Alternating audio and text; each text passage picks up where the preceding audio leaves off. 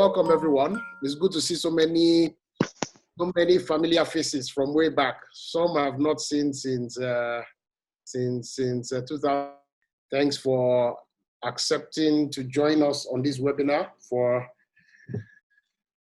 a sobering topic, the question of gender-based violence, rape specifically. And our panelists today would be Ezinwa Maduemezia Rodzla, Kemi Adebo, Gabriel Opayinka, and Rita Ileware. I think, do we have any member of the BOT present? Not yet. Not yet.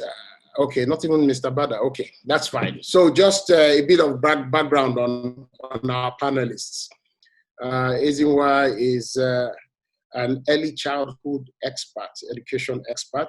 She has done so much in terms of education. She's going to give us the perspective of this issue from education, from the angle of education. Kemi Adebo is a magistrate. Can you please unmute? Ezinwa, you wanted to say something? Parenting. Yes, and parenting, yes. Can you please unmute the panelists so that if there's anything you'd like to add to the introductions, they can also do that. So Kemi Adebo, as we know, is a magistrate. She'll be giving us perspective from the bench, from that side of the court on rape and all the things that all the ingredients of that legal issue. And Gabriel Opayinka will be partnering from the other end, from the bar, as a practice lawyer who has seen this in action. He would also be giving us the perspectives from that angle. And last but not least, we have Rita Ileware, who is also a consultant. She has worked with.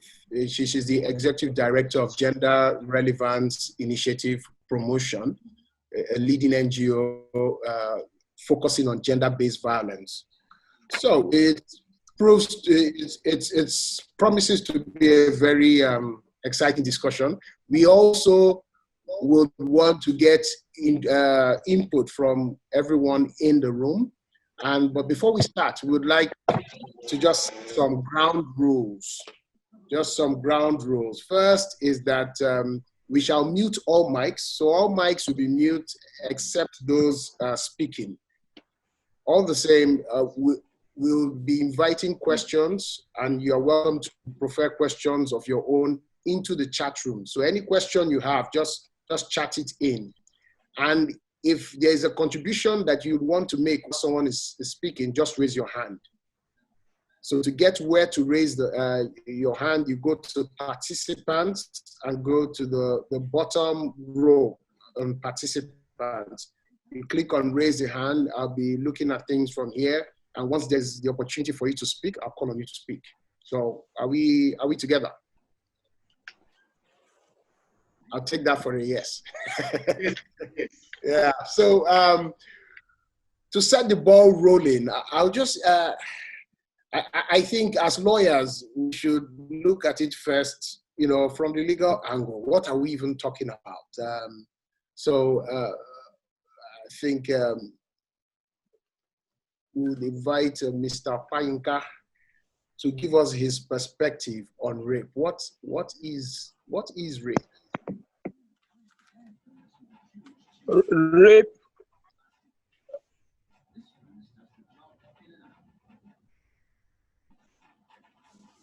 Mr. Opayinka, can you unmute yourself?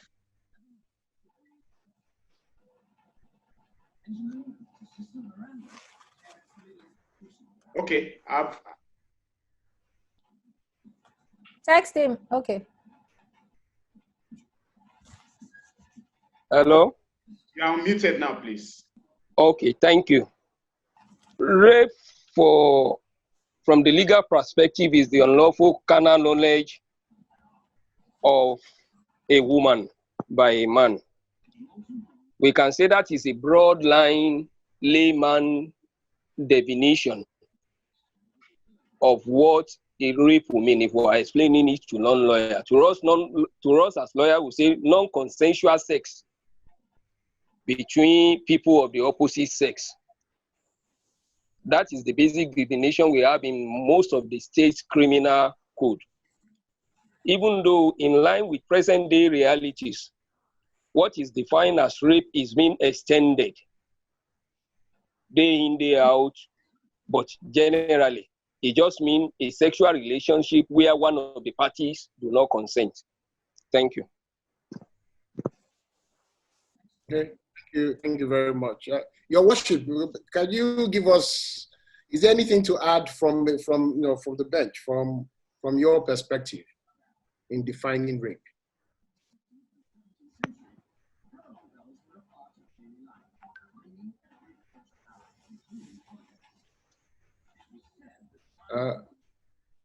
Mr. Orio is unmuted.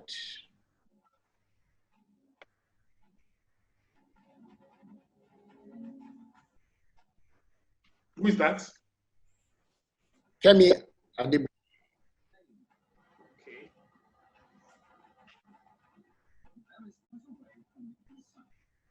Apparently she, okay. I've seen her now.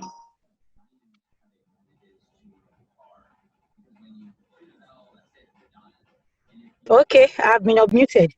Yes, okay. No, she's been muted back again.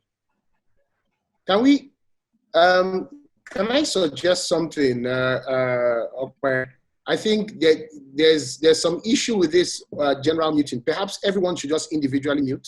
I think we can manage that discipline amongst ourselves so that they can flexibly mute in and out as required. All the panelists are unmuted now. Okay. Okay, thank you. In addition to what Mr. Opayinka said, rape is generally Okay, we're getting sex without consent. Your Worship, may I suggest, sorry to cut in, is your car stereo on? Because it seems you're having some frequency interference. Actually, I was trying to change to my iPad. Oh, okay. I'm using my phone presently, so I was trying to change to my iPad, which is already set up as well. Okay. So before you asked me to come in, so I paused that. So Okay. after I finish speaking, I will switch to the iPad. Okay, that's fine. So that's what's making the interference. We can hear you. Sorry about that. No, So I've muted the iPad now. So rape is generally, added to what Mr. Opayinka said, is just sex without consent. And when we are talking about consent, consent is not just the physical exchange of words that you asked me and I'm saying no. It goes beyond that. You can relate the absence of consent to the issue of threat, to enticement, and to any other form of enticement, not literally asking the person verbally that would you consent to sex. So if it's by a form of inducement, by a form of threat, by a form of enticement, with let me say lobbying, it actually translates to rape. So that's the addition I wish to add to the definition of rape. Okay, that's very interesting. You mentioned. Thank you for that, Your Worship. At what point would you know whether there is consent or not? If I may take you up on that discussion, because I think there have been so many discussions about people being maybe a couple in a situation where somebody thinks the man thinks the lady is just playing hard to get. The man is hopeful. Maybe the man has done it before. Maybe they've done it together before. And he feels, okay, this is progressively going to get to the point where we have mutual sex and mutually consenting sex and all of that. So at what point can you both practically and legally say that there is no consent? Basically, it's the question is, could I say, would not have a specific answer, because Okay. the fact of each and every case would determine the issue of consent. But let me take a situation whereby, okay, boyfriend and a girlfriend, they Essie, went out for a date. you're always fond of that. You know that I will need you and you have gone away. Will I be shouting? Go ahead, please. So you would know that a fact that a man and a boy, a girl and a boy are working together, going out and all, they had a date like what you just said, and back home is expecting. If the lady still says that, okay, despite all you've done, I am not actually in the mood for sex, it's still a right, because it's supposed to be a mutual thing. But in most circumstances, the issue of consent is actually determined by the facts of that case, the circumstances surrounding the actual event of the rape. So one cannot really give let me say, a stereotyped answer. But the issue of consent is deduced from every fact, from the facts of each case. Okay, thank you for that. Consent from the perspective of children. Ezingba, would you want to shed some light? Can a child consent? If a child can a child be said to have consented to sexual relations?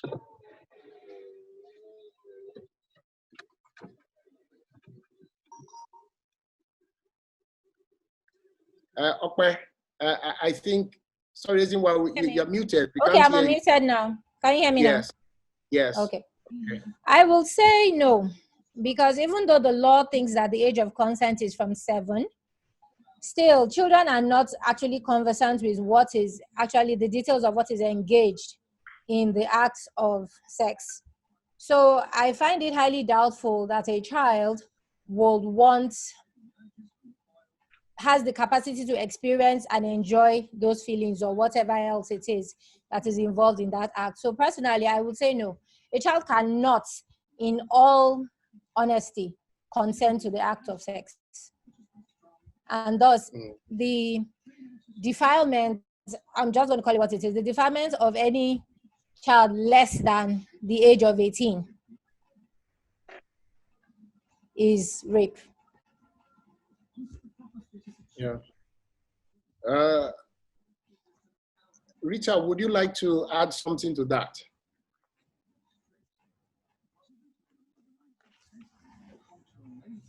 Thank you, Ezingba. Thank you very much. Very clear. I had to mute Okay. Rita when she was. Okay. I'm going to strongly suggest, maybe by virtue of the powers conferred on me as moderator, I'm going to strongly request that we unmute everyone and everyone individually mutes their microphones, because it breaks the flow of this discussion, and also so that we don't have to trouble you every time. I know that we can all exercise the discipline of muting ourselves without having to be compelled. So can you please unmute everyone? Then individually, I ask everybody to please mute yourselves back, please. Thank you very much, Tony. Like I was saying, yes, by the Child's Rights Act, every person who is less than 18 years old is a child, and as such cannot consent to sex. So it doesn't matter whether the child is 17 years and 11 months. So we have quite seen, yes, we have quite seen some cases where the male will say she's my girlfriend. Sexual activities that involve that age is strict liability. So there is no question of the child is already in the university. Fine, she could be in final year at 17 years, but if she's not 18, she doesn't have the legal requirement according to Nigerian law to consent to sexual activity. So it is statutory rape. Do we have that offense as a statutory rape as in other climes? Or is there a specific, what's it specifically referred to under our laws? What makes it a statutory rape is the fact that there may not have the coercion. But because the child lacks consent, it's just like anybody who is less than 18 years old now cannot vote. If such a person votes and it's found out, that vote is a nullity.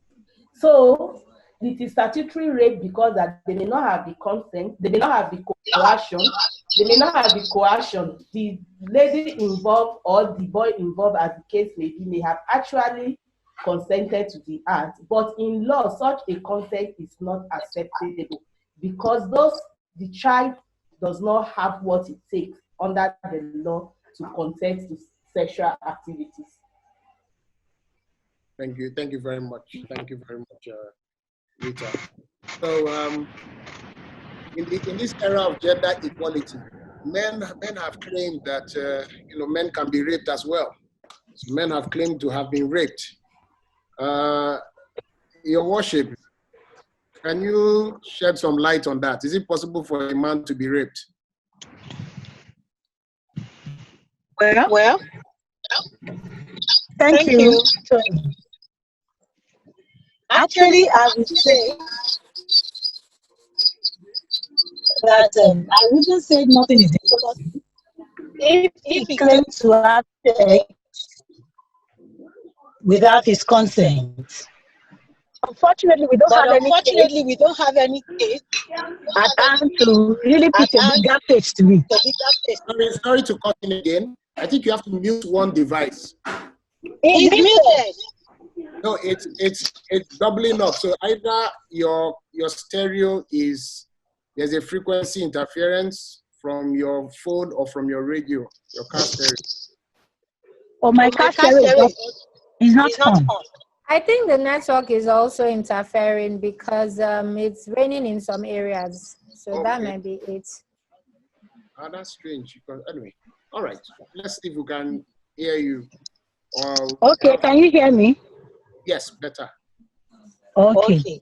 It's not my car stereo is not on. So I just want to believe it's some form of maybe the network, as this in what said. Okay, yes. Okay, is it clearer now? Much clearer. Yes. Okay. So I am of the view, many a times when you have cases in court, it tests a lot of issues being raised. But yes, definitely a man can have sex without his consent. But the difference between that and permit me to go this way is the issue of arousal.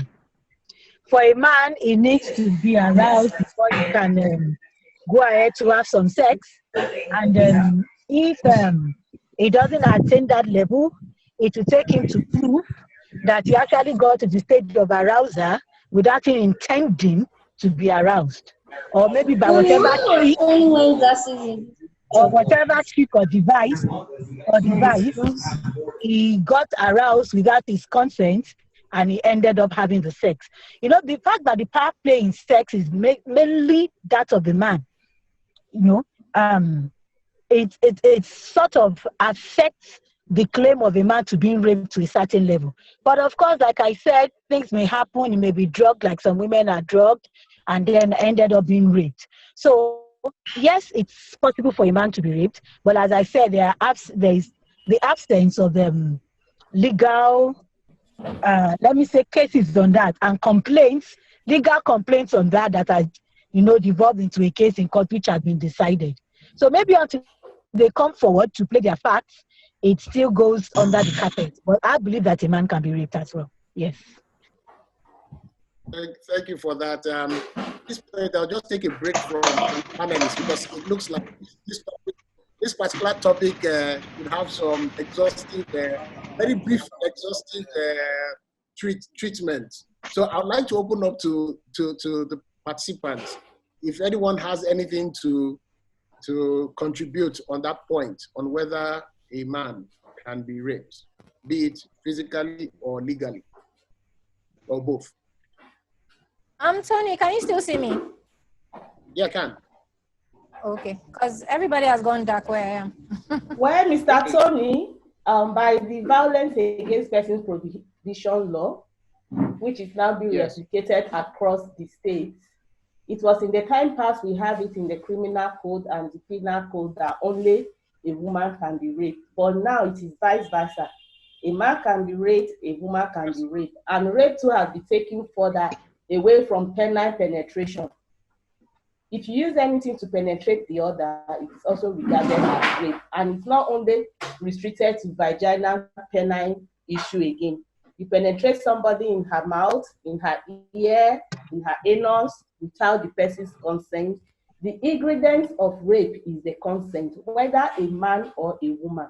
Once the act takes place without the other person's consent, it is rape, and it's recognized as such in Nigeria. But because of our patriarchal society, and because we raise boys to be macho, and because men most times cannot come out to say they are raped, we have a low turnout of persons, especially the main folk who have been raped, coming out to complain about it, that they have been raped or not. But by and large, we have seen cases of minors who have come forward that they are raped, either by co-male or by female. Oh, that's very, very interesting. I'm sure I speak for most, if not all of us here, that we've just learned something new this moment. It's good to see that the law has been progressive in that regard. Well, before we move on, is there anyone that would like to? If I may add, yes, I may have to add to that from to what Rita just talked about. The Violence Against Persons law in Ogun State identifies indecent assault on males. It did not refer to the offense as rape.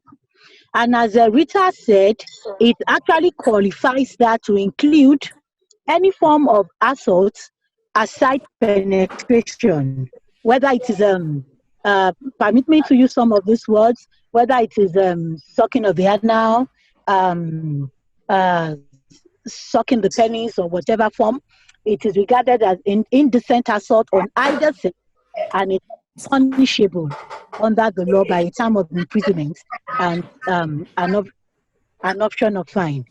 So the law is gradually moving away from the fact that it's only women that is protected about this issue of rape. Yes, the law is identifying the fact that a male too can be tricked into a situation that is not comfortable with and may need to seek some redress. So the Violence Against Persons law is taking care of that, but it did not clothe it as rape, but defined it as indecent assault. Yes. So thank you so much for that clarification, Your Worship. If I may take you up further on that, are there any technical differences, maybe in terms of penalties between those two crimes? So rape, and I'm speaking specifically to Ogun State and any other jurisdictions that you are aware of or aware about. Is there any distinction between the consequences, the penalties, or also the ingredients of those crimes? Thank you very much. The ingredients are virtually the same. The absence of consent. That is the most important thing to be established. But in terms of rape, as in with the definition of a woman, in Ogun State it is life imprisonment, and for the rape of a child under the Child Rights Law in Ogun State too, it is life imprisonment. But for indecent assault under the Violence Against Persons Law, the punishment in Ogun State is 14 years imprisonment or an option of fine of 500,000 naira. So in Ogun State, there is actually a difference in the punishment section.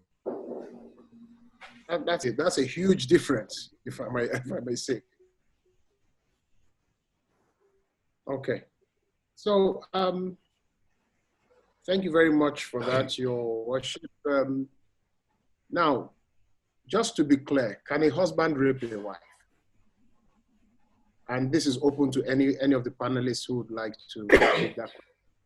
I'd like to give a short and sweet answer, yes. Okay. That one, yes, because if, regardless of whether they are married or not, okay, as you said, within the context of marriage, if one spouse is not, just the same way the wife can rape the husband, if one spouse decides that today they are not in the mood for whatever reason, and they categorically tell you no, and you carry on, that is rape. Okay. Yeah, Mr. Moderator, it may not, our law does not couch it like that, that a man can rape his wife. But the beauty of our violence against persons prohibition law is that as a lawyer, if you are creative with this law, you could get whatever you want out of it. I had once got to court to get a landed property for a woman under 3 months using the violence against persons prohibition, the gender-based violence law. And how did we do it? She had a property with her husband. And every now and then, her husband would remind her that a woman is not supposed to have a property. And that was causing her emotional violence. And the law has codified the violence in categories: physically, sexually, emotionally. And we went to court and preached that. And we laid our argument in that line. And the court said, for the fact that this property is causing this woman emotional violence, which the gender-based violence prohibition law has prohibited, that property must go. And as such, the property was sold and shared between the man and the woman. My point now is that, fine, we don't have it that there's statutory rape, but a clever lawyer, or an innovative lawyer rather, because all lawyers are clever, an innovative lawyer could use this law in such a way that the woman could still get what she wants. You may not have termed it violence, but you could come under emotional violence. Because if you want a woman to engage in sexual activities, for example, and she says she's not disposed to it, and you force yourself on her, the law criminalizes assault. It was stated in our law that because a man is a woman's wife, husband, does not mean he cannot be charged with assault under the violence against gender-based violence and the violence against persons law. So if the woman cannot get the remedy she's seeking for in rape, because we don't have statutory rape codified, it could technically still get what she wants. If she wants to press charges and enforce her right, she may not couch it as rape, but because we know that when the consent is lacking in sexual activity, it comes with a lot of things. It comes with emotional abuse. It comes with physical abuse, because there will be dragging and all that. So the law is very, very robust. We are churning out here and there. First of all, most lawyers are not involved with the enactment of these laws. We leave everything to other people. Meanwhile, we are the ones using these laws. So we leave other people to make laws for us that eventually we found this law unenforceable. And so when these laws are enacted, we don't take time to look at this law and know what these laws are all about. I once went to court and filed a case on behalf of a minor. And what the child's right clearly says was that if you just bring an application, and yet the lawyer on the other side was bringing a preliminary objection saying that we have not followed the laid down procedure, that a matter could only be commenced by court known to law in four ways, either by petition or regulating summons. But these proceedings that concerns women and children, they are in a class of their own. And coming right to the child's right law, the child's right law specifically says that anything that is for the interest of the child, no court is going to throw out any court proceeding that concerns a child on the basis of technicality. So we need to familiarize ourselves with these laws. We need to familiarize ourselves with the processes, and we need to be innovative about the law. There is no law that can envisage all situations.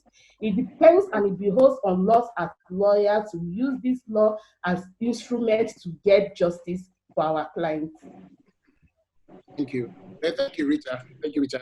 So just so that we are able to take on all the questions that are certainly going to be asked here, I'm going to ask all panelists to please keep contributions to be as concise as possible.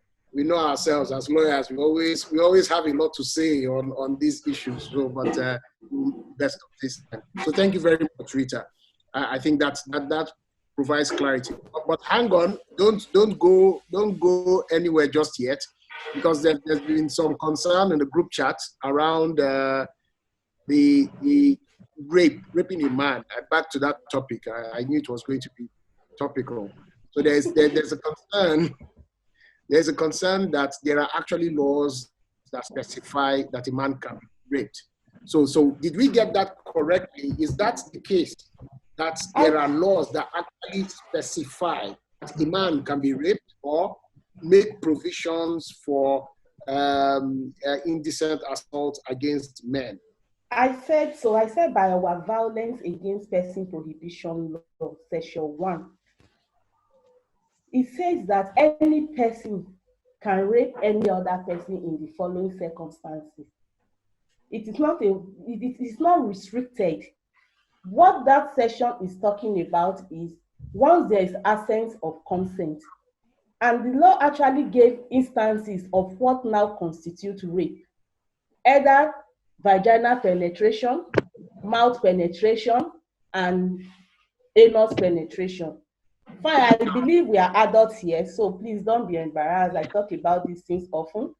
Fine, the male folk does not have the vagina, but a man surely has a mouth and has anus. So when you penetrate, and the law goes further to say it is not only penile penetration, whatever any part of your body you use in penetrating, it could be your finger, it could be a toe, it could be an instrument. So a man, it's already codified by our violence against person prohibition law, which states are also now adapting. And that's what we also have in the states. So a man, as it is now under Nigerian law, can be raped once the sexual activity takes place without his consent. Thank you. Very astute submission, Rita. Thank you very much. Yeah, so we shall move on with this discussion. So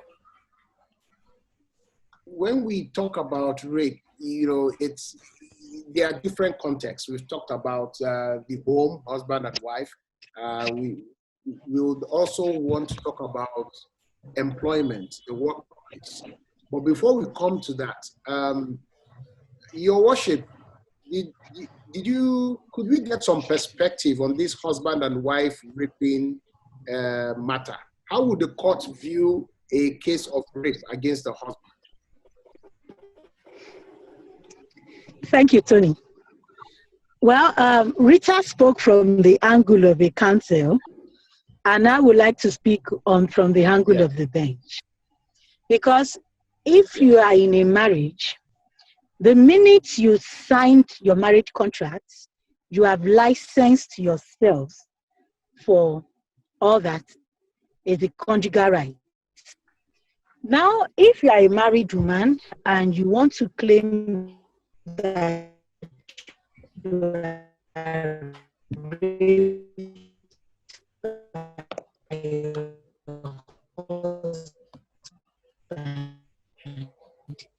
plead those circumstances that make that if should have access to you as a husband. And one of the reasons usually for divorce is absence of intimacy in marriages is one of the grounds for divorce. So if that can be one of the grounds for divorce in which a court will grant divorce in certain circumstances, then it means that that right I don't want to use the word statutory, but that right should be constant. Is the right of both individuals in a marriage. So if the woman is coming up to say that the husband raped, or he's coming up to say that the wife raped him, then they have to actually plead the circumstances to convince the court that it is rape and not the performance of their rights. And like I said, like Rita said, under the violence against persons law, of course, even in a marriage, you can plead emotional violence and some other things like that. Maybe coming up under that, yes, but coming up under the aspects of rape itself, I think the parties will have to convince the court how within the marriage it actually translates to rape. Okay, thank you. Thank you for that. Tony, before we move on to the workplace, we have Bamidele, yes? Tony, yes? Check your message. Who's that? This is Okpe. This is Okpe. Check your messages on WhatsApp. Okay.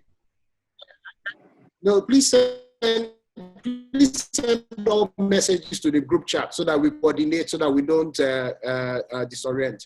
So Bamidele would like to ask a question, and followed Fumi Wilson. That's Fumi Oyefuga of before. Me Oyefuga, me Wilson. So Bamidele, first of all, please.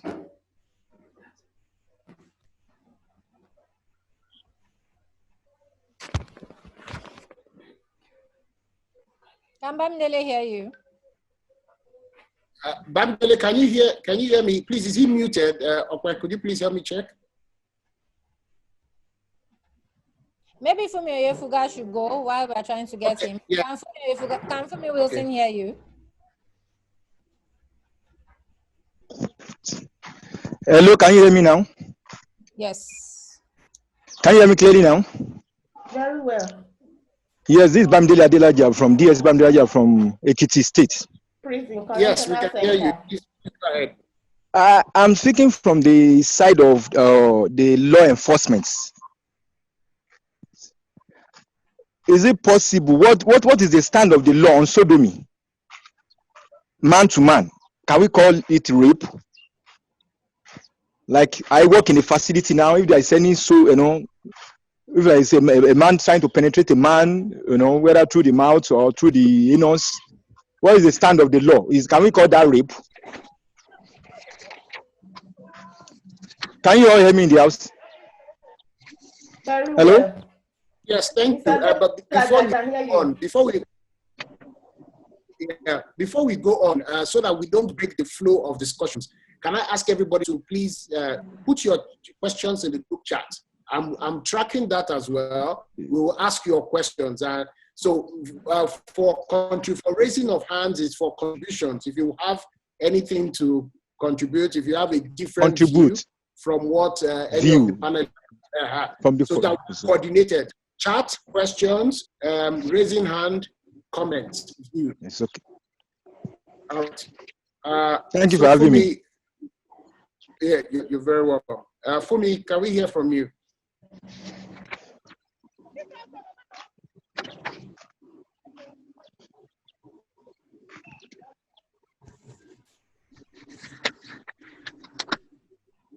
Fumi, are you with us? Fumi Wilson. Okay, while Fumi is sorting, herself out, let's move to employment, workplace. The workplace. Rita, I'm always tempted to come back to you because you have quite some perspective from these from the regulatory and NGO angles. So, what has been your experience in terms of employer liability, employer exposure, causing possibly rape? Thank you very much, Mr. Quickly, before I come to your question properly, okay, I'd like us to bear in mind that sexual violence, the devastating effects, they are very enormous. And as such, we must respond to it very holistically. And in responding to sexual violence, there are 4 key components of responding to sexual violence. The first of which is legal and policy framework. The second of which is a holistic medical interventions. The third is sensitization and community orientation. And the fourth is community ownership. Fine. Legislating on any social vice is always a first step into responding to that social vice. But you will agree with me that law itself will not translate to the desired justice that we want if other things are not in place. So for example, now fine, we have all the legal framework, we have the Violence Against Persons Prohibition Law, we have, most states have replicated this law, we have our Child Rights Act and all that. But from experience as lawyers, we know that when you go to court to talk about sexual violence has one of the crimes that do not happen in the public. It is crimes that happen behind closed doors most of the time. And we all know the issue that corroboration has to play. So when we have the laws in place and we do not strengthen our health system to respond to the violence in such a way that the evidence will be preserved, we will just find out that the law itself will not translate to justice. Now, relating that to the work environment, at least as lawyers, some of us are employers, it is very, very important that we put policies in place in our work environment that everybody understands. There should be zero tolerance for all forms of sexual violence in the workplace. And this should be clearly spelled out like a charter that has a punitive measure. And there should be a robust mechanism for reportage in such a way that victims or survivors will be dignified. A report mechanism, a report mechanism that does not further victimize the victim. You know, we have this, for example, we have this culture of blaming the victim, when in its fair, all attention and all the blame, it is the perpetrator who should get it. A lot of sexual violence take places in the workplace. And this is because most women who are in the workplace usually work at the lower cadre. They are mostly the cleaners, and and what have you, the messengers, the secretary. They are not as empowered in terms of education, in terms of finance, and employers tend to take advantage of this. There was a time that a couple about 7 years ago was working with a lawyer, a very big lawyer in the jurisdiction, and the lawyer took the junior lawyer, a couple, took her to out of jurisdiction to court, only for this senior lawyer to get out of jurisdiction and booked just a room. Imagine what is the meaning of that. Fine, this couple is an adult, without no prior discussion, nothing, just because you are the boss, you took the poor lady out of jurisdiction and you booked one room. Of course, the lawyer refused to sleep in the room with his principal. That young lawyer slept in the reception of the hotel. And the next day, the senior lawyer left the younger lawyer at that court of appeal without returning her to base, not even providing transport for her. So sexual violence, if you look at it, or any form of violence that involves that, any form of violence as well, it happened because of this unequal power relation between men and women, and because of the way society has placed women as people who does not have rights, as people who are subordinate to men. So at every point in a woman's life, there is a man out there who is going to subjugate a woman. At home, a woman is under the father and the brothers. You are in school, you are under the boys in the school, we are in class. All of us are going to use this class. The girls are expected to sweep the ground. Now we are in the workplace. Everybody uses the toilet in the workplace, and we are expected, if we don't have somebody designated as cleaner, that it is the women folk among us who should clean the toilet. Where in actual fact, we should have taken time to do that. So we must realize that women too must be accorded their pride of place. When we are in the office, you are not seeing a man or a woman, you are seeing a colleague, and that woman should be accorded her rights of place, whether she's a cleaner, whether she's a secretary, whether she's a messenger. And it behoves on that employer of that law firm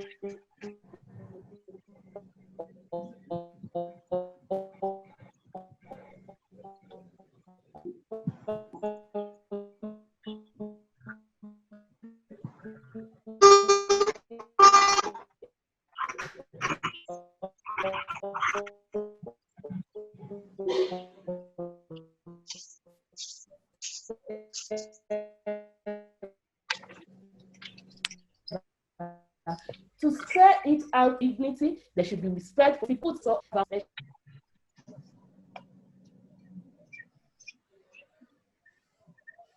I think we've lost Rita.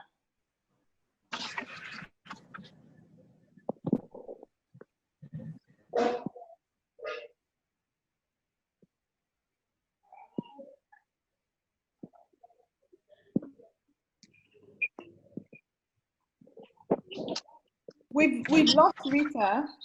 Can I? Yes. Hi, Fumi Wilson. Hi. I mean, while we try and get Rita back, I will just fill in the silence by, my comment was about the issue of rape in marriage, And, you know, just to kind of give, you know, some context, because, you know, people will imagine that, yes, when you sign up to marriage, you know what it is that it entails. But we should also look at the fact that, and this is for men as well as for women, because violence happens, you know, in every situation. And you will find that we should have an open mind as a society, that when, you know, people say that they have been raped by their partner, don't look at it from your own marriage or your own situation. It cannot be a normal situation, and we have to listen to people who say they're raped, because you get different situations where maybe somebody is ill, or you get someone who has unusual, you know, or immoral, or some kind of weird sense of sexual gratification, and, you know, they now ask you to do stuff that, you know, you would not do as a normal human being.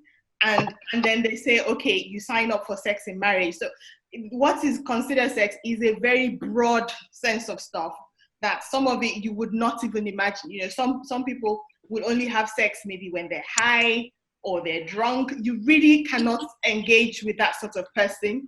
And in many situations now, you find men wanting to have anal sex with women. Now, you say you're married, did you sign up for that? You know, some people are happy to do that. Other people are not happy to do it.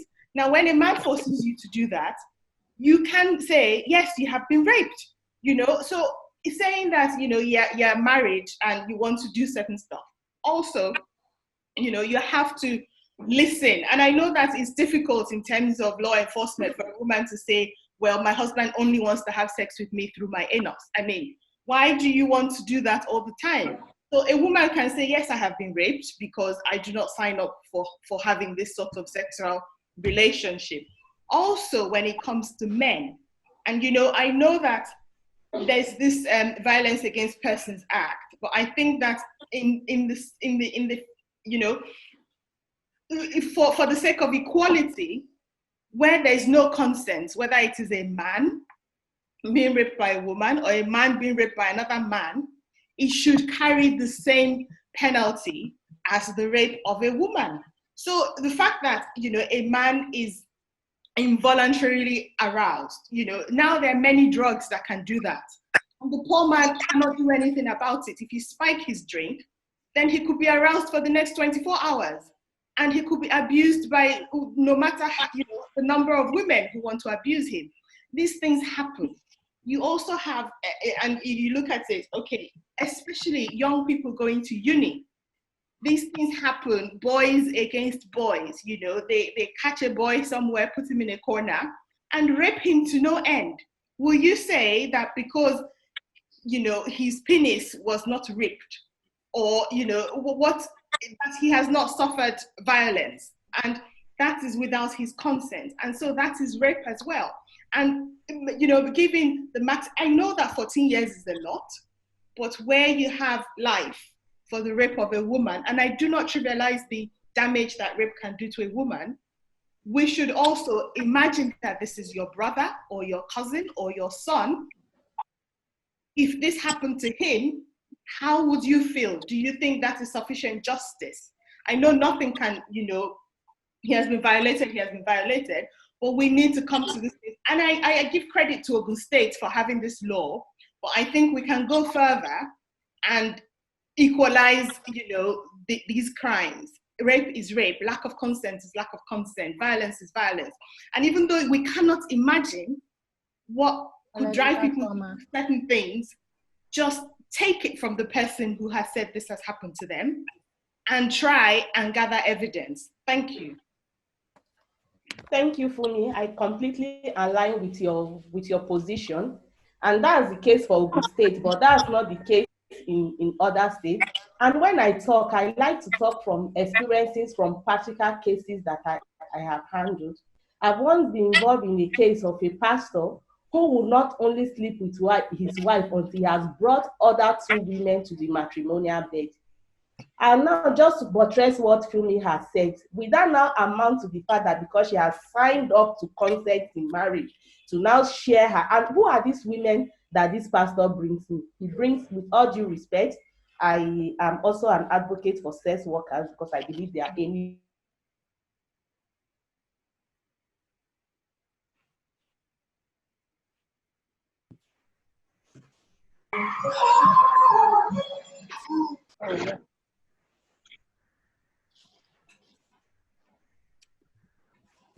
Tony.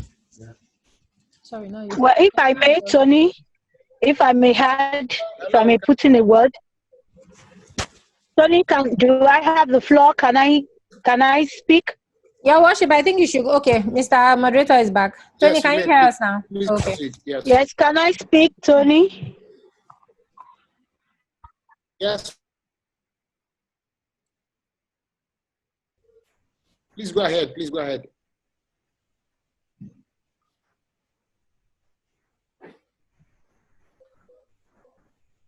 Hello, Honey, we Mr. can't hear Tony. you. You are muted. Yes, Rita.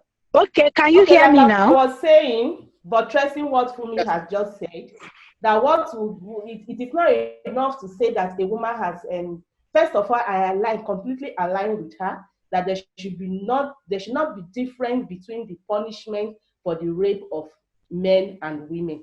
And like I said earlier, that is just peculiar to the state. In our Ekiti state, our own gender-based violence prohibition law carries the same penalty, same for the Violence Against Persons Prohibition Act. I like to give vivid examples. Now, you said a woman has consented during marriage. I won't be involved in a case where a pastor will not have sex with his wife until he has brought in 2 strange women to the house.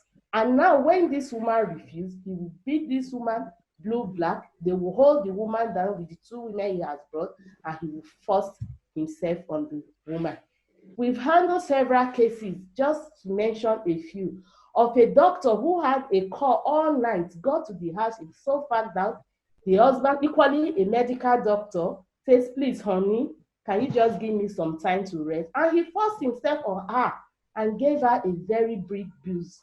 Do we now say because she has signed up that because she's married, she performed 2 operations over the night, and she came home and said, honey, please, you know what, just let me have some rest. And the man forced himself on that. I think, like we said, we have to bring this issue. It has to be, the circumstances of each case will determine whether what transpired between the spouses is spousal rape or not. And like I said, it is because we have this law. People are not ready to take advantage of the law. Maybe because we are in Nigeria. You know, women are so sentimental. How do I go and tell people that my husband has raped me, or how do I want to go to court? Fine, the law has not codified spousal rape, but you could. The law has said you cannot be assaulted. So if you cannot get it as spousal rape, you could enforce your right that your spouse has assaulted you, because it says that it's not consensual. It's usually gotten through assault. There are usually bruises, dragging here and there, tore pants, torn clothes, and the like.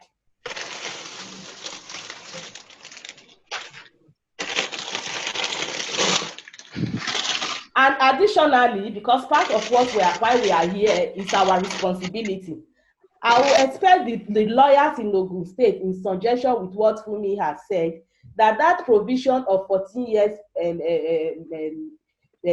sentence for when a man is violated, it should be reviewed. That's our responsibility and our duty as lawyers. We should be able to work with the relevant stakeholder to make sure that this part of this provision of this Ogun State law, as commendable as that law is its violation is violating the main folk, because there is no reason why when a woman is violated, the punishment is life imprisonment, and when a man is violated, the punishment will be 13 years imprisonment. So as lawyers, we have that responsibility to make sure that laws are gender responsive, are not discriminating, and meet the justice of everybody, for the victim, for the perpetrator, and for the society. Okay. Thank you very much. I just like to crave the indulgence of everyone.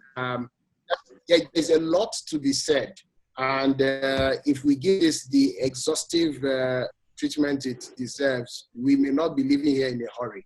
So please permit me to just kind of steer things along without meaning to, disrespect anyone. I may be cutting down contributions as we proceed along. So just to bring us back on on track. Also, the panelists have presentations, short presentations on key elements of the topic. So I'm going to request panelists, because of time, if we can keep the presentations as short as possible, perhaps under 10 minutes, so that we can go round. And then we can continue with our lively discussion with all the questions that are coming in. Thank you. So if we may start with Mr. Payinka, could you share your presentation? Good afternoon. Can you? Good afternoon. Hello? Yes, Hello, can you hear me? Okay, good I afternoon. can hear you. In view of, I will not dwell on what has been taken by Rita. I have been blessed by her presentation too, but three things agitate my mind. One, apart from talking about what is rape or what is not rape, is why are cases not being taken to court? Because most of the time this happens and the criminal or the idiot, one way or the other, has not been taken to court. When they are taken to court, in the few instances, why are the rate of conviction very low? Very low. And what can we do to move ahead? I will not take 10 minutes because I know so many of our colleagues are also eminently qualified, and one or two people may have things to say. If we look at why, the first question I posed on why are their cases not in court, the major issue is the police and the corruption in our system. Most of the time when a lady goes to the police station to say, I've been raped, the policeman is looking at the way the lady is dressed, is profiling her because of her age, and the question they will even start to ask her are not going to be what will help her eventually if the matter is taken to court. And you ask yourself, is the policeman even trained to know what to do? If he's trained to know what to do, are there medical centers like Mirabel's in Lagos? Maybe they may have in Ekiti too, where Ritas and the governor's wife are doing some wonderful work in respect of that.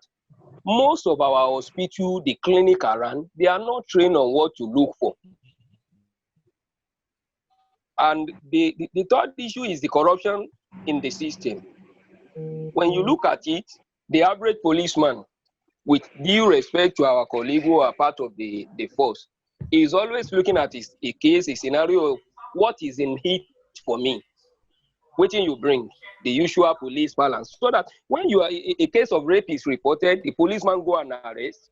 He's already looking at what the defendant will give him, the accused will give him.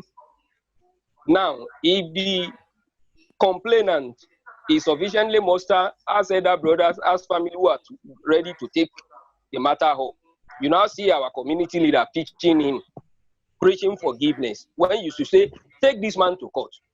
It is not for the landlord association to say you are neighbors. The chairman of the landlord association to say it's house to house. Our community leaders and religious leaders must also know that this issue, once it's reported, the goal for all of us is let this man land in court. So that when he lands in court, he will know the seriousness of what he has done. When that order is crossed, the police now say, give us money to type charges, provide vehicles. These are things that the society should do. And you are thinking of this person that is raped, or in the case of a child defiled. Most of these things happen in a room in low-income settlement. When you look at all this issue of child defilement, does the mother, who is a petty trader with 20,000 wares, ask the wherewithal to fund all these processes? Because if we are looking at why our case is not being taken to court, you now tell the same woman whose child has been defiled to bring 2,000 to type the charges, to bring this. Now the woman now gets to court. She is turned to the prosecutor in court, who is saying, what is in it for me too? Start demanding money, each adjournment. Are you not going to give me anything? And it's sitting from both sides. Most of the time, the defendant, the accused person who wants to go free, is ready to spend. So I think we also need to focus seriously on the police. and this issue of settle am, he has paid you. I've seen cases in Lagos, not directly my case, because I will at least fight that the matter should be taken to court, and I've done that in Area G in Oba. But I've seen situations where police will say, defendant, how much are you ready to pay? 20,000 naira is fee, 30,000 naira is fee, and the accused. Hello? Mr. Panika, yes, sir. Apologies for interrupting. I really apologize for that. But you know, while we were all enjoying the contribution, I'm afraid that as moderator, I still have to step in again just to coordinate time. No problem. Yes, I'm okay with that. So we get the point, the very vital point about whether the police is indeed prosecuting, whether these cases are going to court, whether they are being prosecuted properly, whether the police is being informed by biases, why these matters are getting judgment. Yes, sir. The question I would, however, throw to other panelists is this primarily the reason why these cases are not getting just treatment in court? So, can you give us your thoughts, just moving away from the court a bit?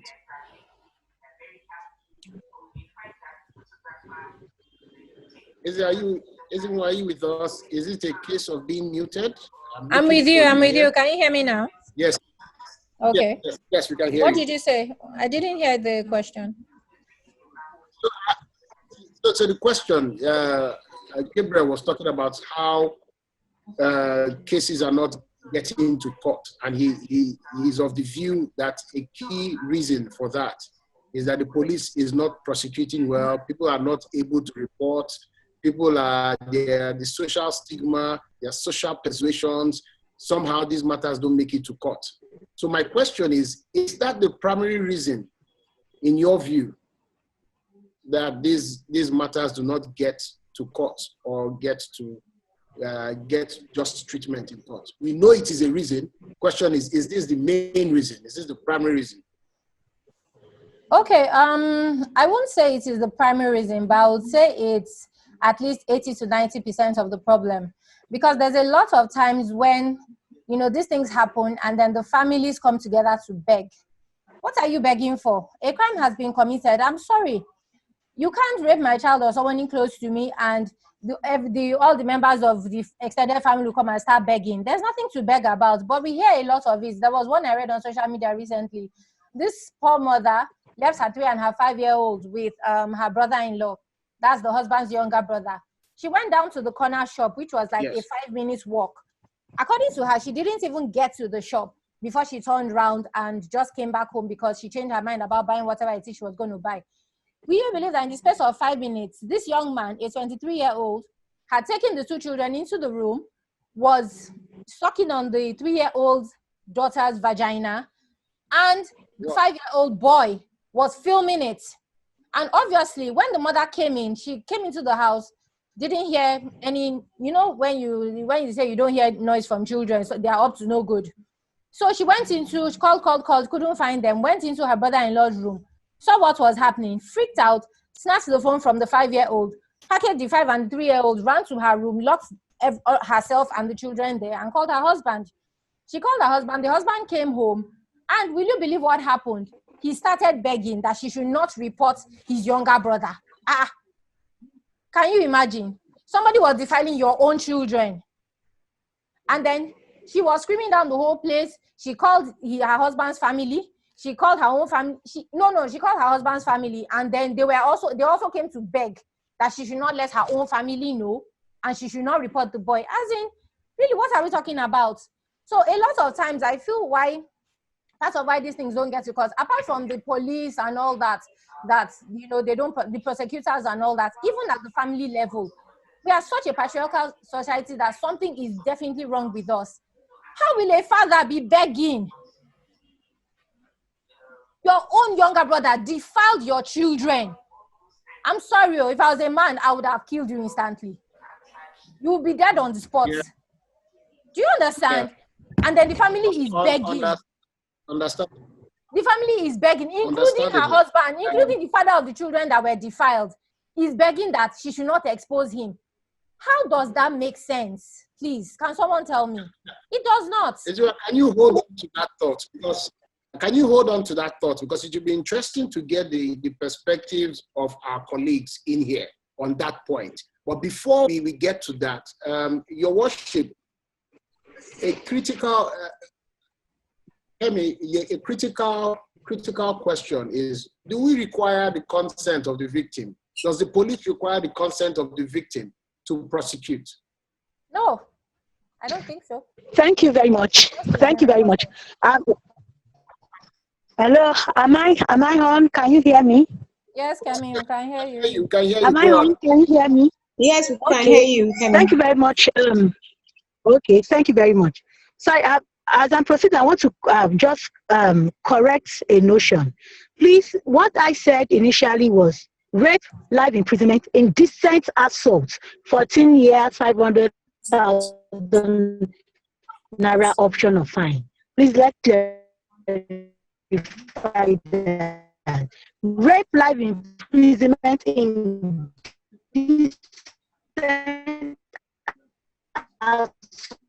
We're losing you. 14 years. Now, only the fact that when I said that, Sorry, which is what by virtue of Section 4 of the Police Act. I said by virtue of Section 4 of the Police Act. By virtue of Section 4 of the Police Act, the police do not require the consent of anyone to prosecute any matter in court. It is their absolute prerogative to investigate and prosecute. It is their absolute prerogative. But what we find out is that I don't know whether it is professionalism that is lacking. Many times they will tell you, they are even the one that convinces most rape victims not to go to court. They will tell you, do you know the embarrassment you are going to face? They will tell you your name will be on the surface of whatever for the rest of your life and blah, blah, blah, blah, blah, all those kind of issues. So at times, right from the police station, most rape cases are killed because they tell that they let the victim know that they are at a disservice coming to court to testify. That is on the one part. Then we have the societal influence, like the one Edward was talking about that I cannot define. You see them in court coming to appeal to the court that they don't want to go on with that case, that they've been begged and settled. In my court, I don't allow. I talk and I transfer such cases. I let the victim family know the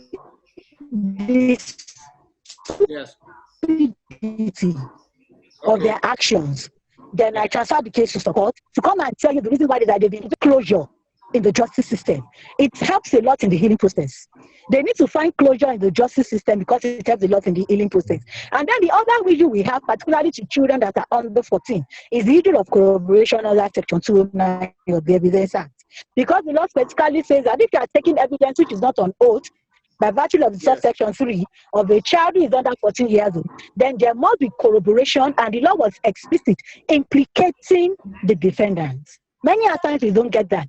At times they tell you they go to the hospital and they have the semen check, but they don't link it to the defendant. So I think we have to publish the name of sexual offenders in the paper. But it's also beautiful that we have a workable network that will bring this manner of pedophiles to justice by having, all these forensic facilities that will link the defendants even to some other evidences that they have that would help in the prosecution of such cases and arriving at justice.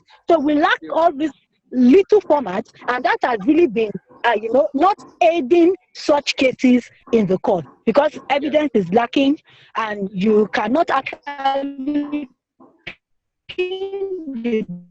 defend. So if I may chip in here, particularly by virtue, because many times they are the only one in the room. Yes. In the interest of time, I mean, we already got the point. Okay. In the interest of time, to have to step in here. So I will throw that particular question open for a brief while for everyone to contribute. But before then, I want to call on Wale Aro to make a contribution.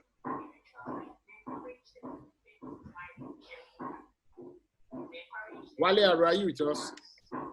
Okay, can you check that he's unmuted? Okay, can everybody hear me? Yes, we can hear you, Aro. Fire on. Yes, good evening, gentlemen and men of the bar.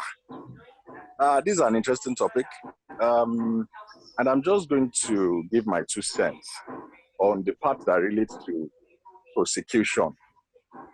Well, I'm a bit surprised that you guys are surprised that there's not enough prosecution in this area of crime. The question is, in which area of crime actually do we have high prosecution? There's none. The Alu 4 has been killed. I mean, the of those gentlemen that was murdered by the police over it's almost 10 years now. Nothing has happened. The Apple 6, nothing has happened. The recent one, the Wadume case, where soldiers killed policemen, is still there. We have Boko Haram that has been ravaging the whole country for close to 12 years, and none of us here can mention any prominent name that is undergoing prosecution. This is what happens in a jungle. This is a societal problem. This is a systemic problem. It's a problem with the criminal justice system. So it's not just rape, right? It is every other thing. In fact, it is almost impossible to walk into a police station and get them to do anything without rubbing their palms. Yep. So we should not be surprised that this is happening. This is where we have found ourselves. And it's not even the policeman's problem as much as it is the general society's problem.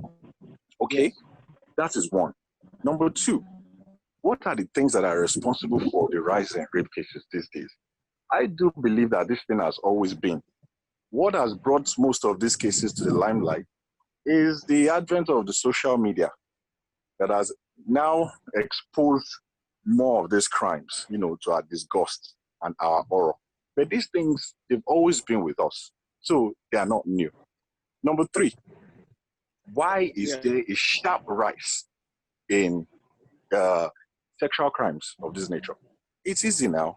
You can trace that same curve to the poverty in the society. More people now buy alcohol and are intoxicated half of the time. A 14-year-old can just walk into a bar or walk into a supermarket, walk into a mini mart, order for some alcohol, buy, pay, and walk out. You have a situation where your barber cutting your hair, his hands are smelling of weed. The guy that is helping you fix something in the house has just gone to smoke weed. Everybody's on weed, man. So it is not just rape. We have to consider this thing holistically. There's been a sharp rise in everything, in fraud, rape, murder, killing. So what is the solution? The solution is to target the criminal justice. I mean, see, even if you catch someone, look at the American system now. Rape is not as prevalent there as it is here. Is it because they are better trained? Is it because they have more moral values? No, that is not the case. That is not the case. The reason why they don't is because they understand that if you are caught in the crosshairs of the law involved in a sexual crime, there's a 90% chance that DNA evidence will nab you even years after that incident has passed. What do we have here? I mean, you can't even convict somebody who just graduated and wants to change from one political party to another. You can't even confirm that. Half of us talking here, if you go back to UI and you go and apply for your transcript, you will see what they're going to say to you there. They might not find some of your scripts. And that is an organized institution. So consider what happens in the police station, where even people who wrote petition last week, when they go back to the place, they can't find that petition there. So this is a systemic problem. Yes, it has cultural roots and all that, but that's what it is. And that's where the attention should be. And how do you solve that? You can't solve that now without solving the major issues, which are national topics, issues of federalism and, stuff. So that's my contribution. We should have a separate webinar for that particular topic. I'll be interested in having that discussion on national issues. Yeah, thanks so much for that astute contribution, Aro. You actually preempted us because moving on to that final stage would be solutions. Because in Nigeria we talk problem, we know the problems, we talk shop. What are the solutions? So we'll still come down to that point on solutions. But before then, key question now is responsibility. Who is responsible for rape? Open question to the panel. Who causes rape? Open house. Sorry, panel. if I can just quickly chip in. Everyone is responsible. Yeah. Is that Wale? Is that Aro? Yes, this is Wale Aro speaking. See, I don't think it's a question of responsibility because rape itself, is not a natural instinct. Okay. Okay. It's predatory. Okay. And usually it happens in most situations where you have the lower cadre of the society. Most of the crimes that you people have mentioned, especially Kemi and some I'm other sorry people. to cut you, but can I just interrupt here? Yeah. It is certainly not, with all respect, limited to the lower cadre. Because no, that's what I'm saying. I'm saying that I'm saying that it is more prevalent. For instance, people having sex with 3-year-olds and 3-month-old babies and all that. You understand? I've been in my estate for almost 20 years now. We've not had any of those cases. And I've always worked in close contact with the EXCOs, okay? But these cases we have heard from places like Alimosho and, all these other places now. Because some of it is not even sexually driven. It's not even a sexual crime per se. Some are also rooted in spirituality. People think if you have HIV, for instance, if you have sex with an albino, you'll be cured. If you have sex with a 3-month-old, you can have money. Okay. Just some weeks ago, was it last year? Young men were running amok all over the country looking for female pants for rituals. Yeah. So correct. What is it? It's not a matter of responsibility per se, as much as a matter of opportunity. If you go to Mazamaza right now, people are going to get raped there tonight. They will get raped there tomorrow night. All the young women that arrive in Lagos to come and hawk and do small businesses that find themselves under that bridge because they cannot afford accommodation will be subjected to the whims and caprices of all the area boys that run and manage those bridges. Have you driven to Qatar Bridge in the morning before? You see people stooling on the bridge, 6 a.m.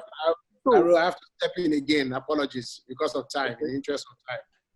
So I noticed some facial expressions. So please, I'm going to call on different people to air those expressions. I'm raising my hand. What does it mean, Alimosho? Kilonjebe. Right. I've been raising my hand since. So who told you rape is restricted to one particular place? I'm trying to raise my hand. That's what I'd be surprised at what these treatment, they are faggots. Surprised at what they do. Josephine, he's just making a reference. It was just a reference to his area. Yeah, he's not saying it's peculiar to that place. One house now. How many of those cases have you heard from Banana Island? Which banana? Who told you? They don't bring out such things. They cover them. They kill them. Cases?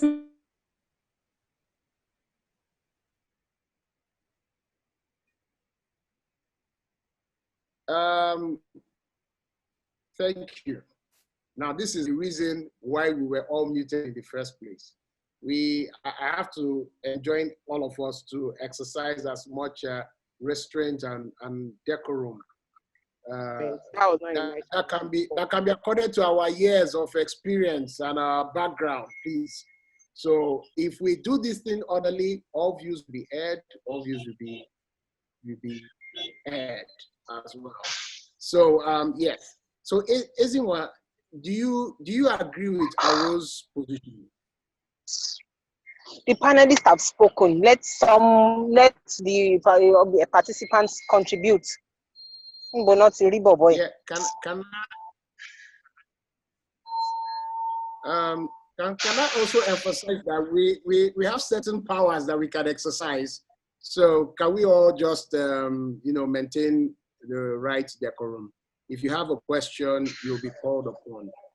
We have been calling on people who have put in questions in the chat room, people who have raised their hands. So I can confidently say that if anyone has been raising hand without me seeing, it hasn't been for too long, because I have been checking it. So let's all work together to have an excellent session. Hello, so, Mr. Moderator. All the panelists have spoken except you. Okay. Who's that, please? Richard, all the panelists have spoken except me. Richard, just can we do this? First of all, as moderator, I have to be a dictator in this matter. And it's very blunt. Very well. A benevolent dictator. Who was our last benevolent dictator? I can't remember. Did you ever have it? So just permit me, forgive me to, I have to be a benevolent dictator, just in interest of order, in interest of efficiency. So it's noted. If there are any questions that I need to you'll be aware of, please just send me a chat. I assure you that I will attend to it.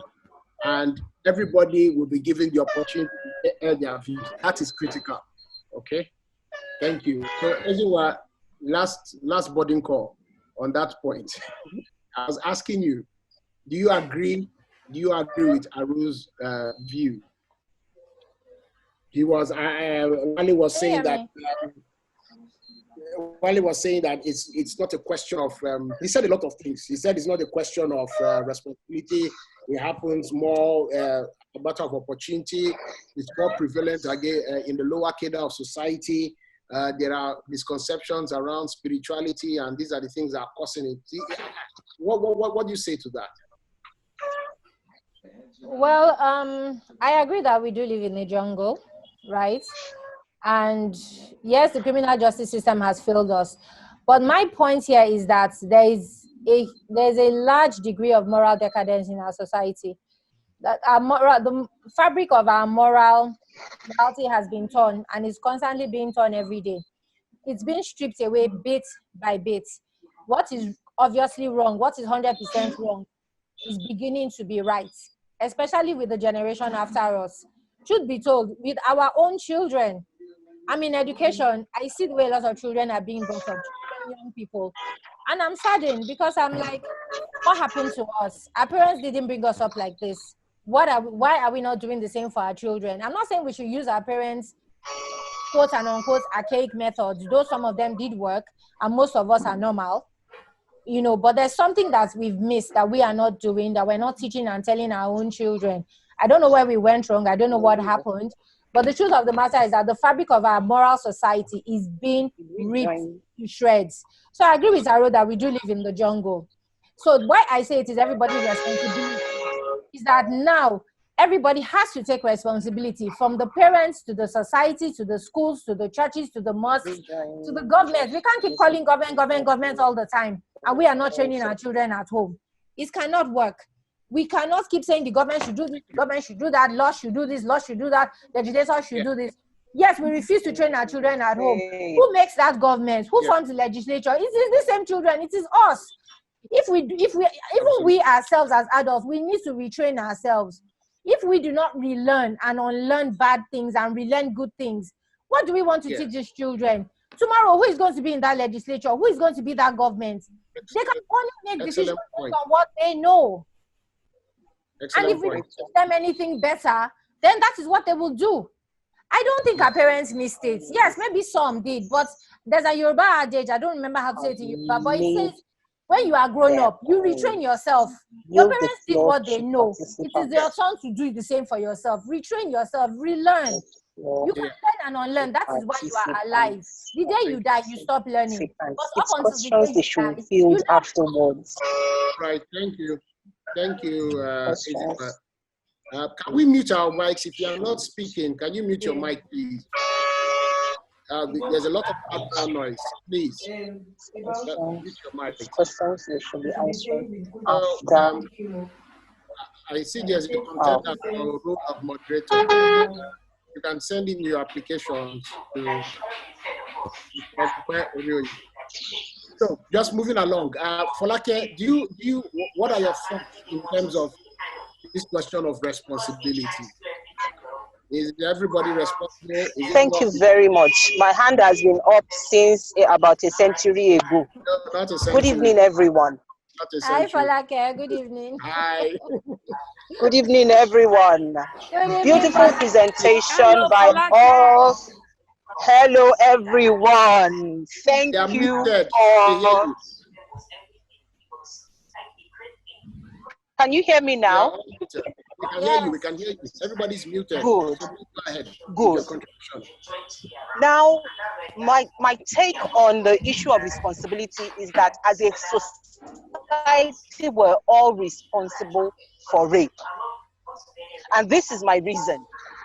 A lot of mothers raise their sons to feel like a first-class citizen, whilst the female child was raised as a second-class citizen, with the exception of a few mothers that I doff my hat for this afternoon. I see a lot of families where the boys are sitting watching TV and the girls are in the kitchen with their mom, they're doing the chores, they wake up as early as possible, and the boys have this sense of entitlement. Some even have the temerity to finish eating, leave their plates on the table for their sisters and the maids to pack. That's on one hand. The second one is, anytime we find children starting to enter into the stage of teenage years, a lot of parents do not understand the sense of responsibility all those children at that point in time to make them responsible citizens. To one, responsible for the female. We entrust the safety of the female race in our society. But we, was it Cain who told God that, I don't know where my brother is? When God asked him, where's your brother? He says, I don't know. Every boy, or almost every boy, or a lot of boys were raised to be insensitive to the plight of their female siblings. Now, as a society, we also have demonized victims. Once a female comes out to say, I have been raped, it's either she's hushed or you left yourself to be raped. You were too loose, you dressed indecently, you enticed him, you seduced him, you were attracting boys. The wrong value that we're teaching children in our society. I stand to be corrected. The Yoruba folklore, some of those stories were that if you raped a woman, you were excommunicated from the society. What happened to the grave punishment for rapists in our society? I heard some of the panelists saying people beg, people. Obviously, I won't want us to shut our eyes to the fact that there are some false allegations also in our society. That aside, we will come to that at a later point. But I think a lot of times, when we get a whiff of it, we should ensure that these cases are properly prosecuted. I will also come to what Gabriel said. Gabriel made us open our eyes to the fact that the police are ill prepared for this. And somewhere in the chat box, I had said that because there's a special unit for robbery, because the life and dignity of a female child has been robbed of her when you rape her, I think we should also have a special unit that is properly handled by trained officials of the police in conjunction with the Ministry of Justice staff. If they oversee that section, I think we'll have a beautiful rendition by them. We'll have a beautiful synergy in getting these cases to court, because it's because the investigations and the prosecution is in the hands of the police. That's why a lot of these cases slip out of their hands. I know some of our colleagues who will say, let me see how they want to prove rape. Okay. Do you understand? They say it's a walkover. Yeah, sorry to cut you, but we are actually running out of time. So I want to move very quickly into the solutions mode so that we can have a total picture. We've talked about the problem. We've talked about responsibility. I know we can still say some more on responsibility, but because of time, we'll just move on. Now, solution. What do we do? Okay. My first proposition will be that we must embark on vigorous education of the younger folks. Okay. The older men are already formed. The older women are already formed. But from the very earliest stage where they can understand anything at all, which I think should be primary one, we should start to teach these children about the ills of it, about their responsibility towards one another, not just members of your family, not just your siblings. Yes. So if we instill... A quick question, just quick point, just very quickly. You see, we need, there are a number of people that are going to speak on these solutions. So we need to be very... a total reorientation of the societal values is what I will say. The second is we will need to be very precise at this point. This is going to be like bullet points on solutions. Bullet points, if there's still the opportunity to speak some more, then we will do that at that point. So if you don't mind, I have noted your first point. Is there any other point? Your point on vigorous education is duly noted.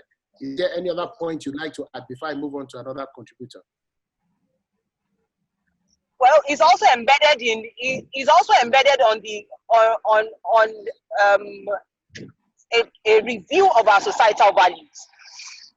Okay, review of societal values. Thank you so much, Folake. That's the second one. Yes. Yeah. Okay. Can you hear me? Yes, we can hear you. So back to the panelists. Panelists. Yeah, yes, we can hear you. I think that's fine. That's fine. Gabriel, Mr. Painka. Mr. Painka, are you with us? Yes, I'm with you. Yes. Solutions. What do you do? The solution to me is that there needs to be a serious overhauling of our criminal litigation process as it relates to rape. The conditions placed by the law is too onerous, is too high on the issue of medical proof of penetration, which I'm happy by what Rita said. The Violence Against Persons Act has taken care of.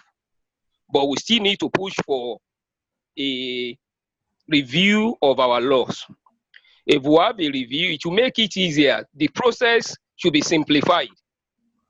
Then, like the last speaker said, there should be a team from the Ministry of Justice that will be dedicated to prosecuting cases like this.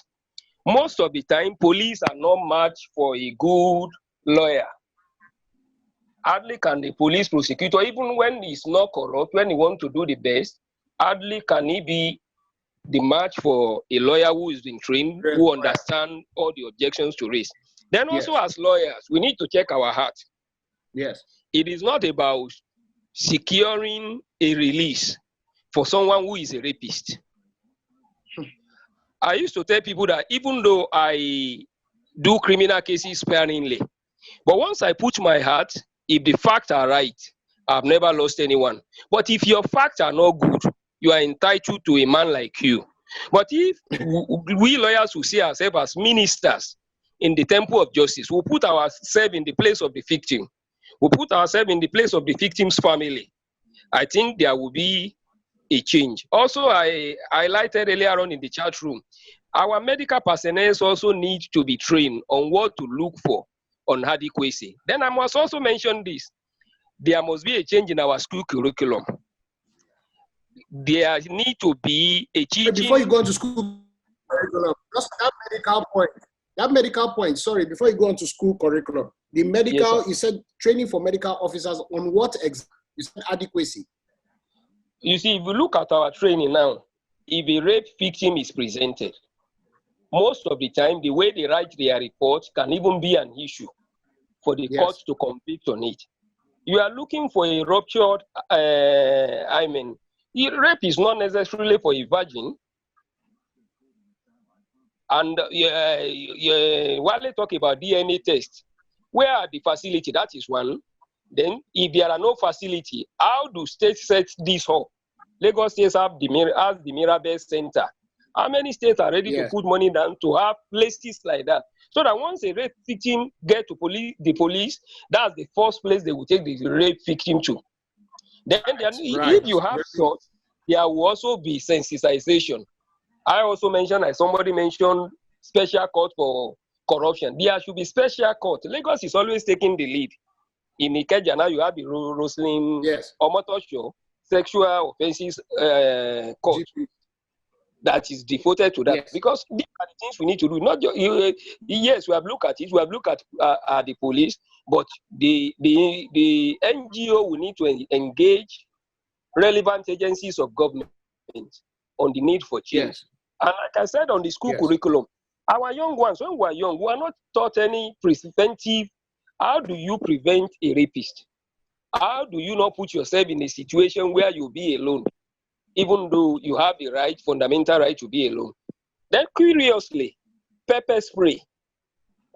Pepper spray all over the world is known as a handy object for ladies to put in their bag against attackers. Our police outlawed it, and I hope Rita is hearing this.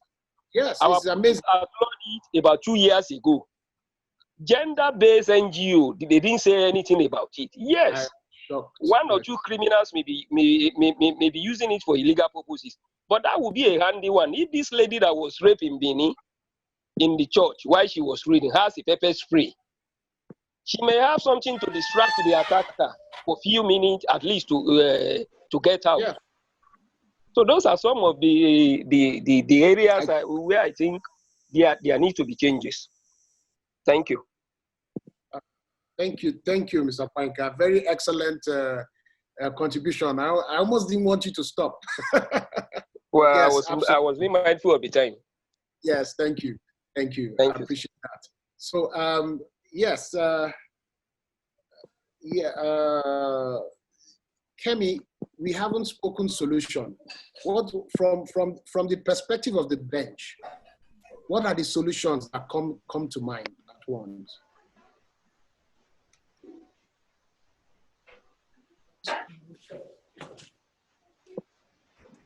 Is Kemi still with us? Are you muted? Okay, while Kemi is still sorting out, Izinwa, can you help us? Solutions. We're in solution mode now. What do you think should be done? Oh, well, from a lot, I'm totally in agreement with what Mr. Gabriel said.